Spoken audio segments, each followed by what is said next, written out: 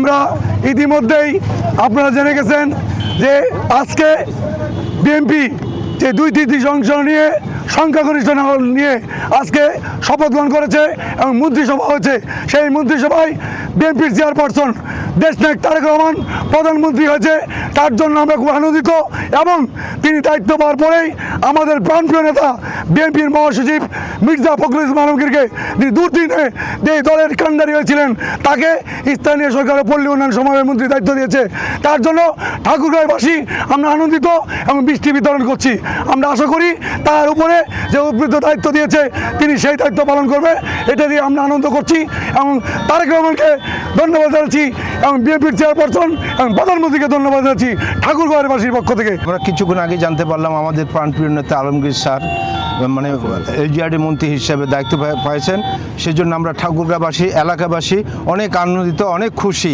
স্যারের জন্য আমরা অনেক প্রাণপণে চেষ্টা করেছি এবং সেই অনুযায়ী আল্লাহ পাক ওনাকে তৌফিক দান করেছেন আজকে মন্ত্রী হওয়ার।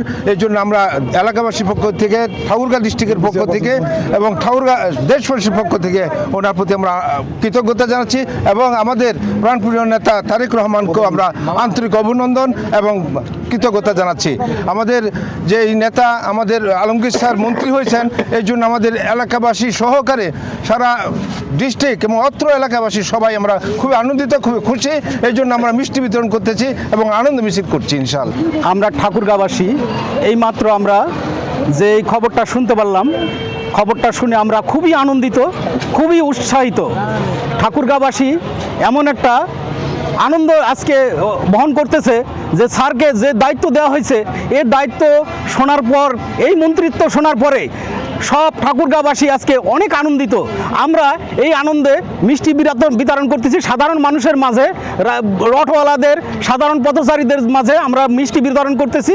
আমরা খুবই আনন্দিত, আমরা খুবই উৎসাহিত যে এমন একটা পদ স্যারকে দেওয়া হয়েছে। দীর্ঘদিন আমরা এই রাজপথে আন্দোলন সংগ্রাম করেছি এই দিনটার অপেক্ষায়, এই দিনটা আজকে আমরা পেয়ে আমরা খুবই আনন্দিত।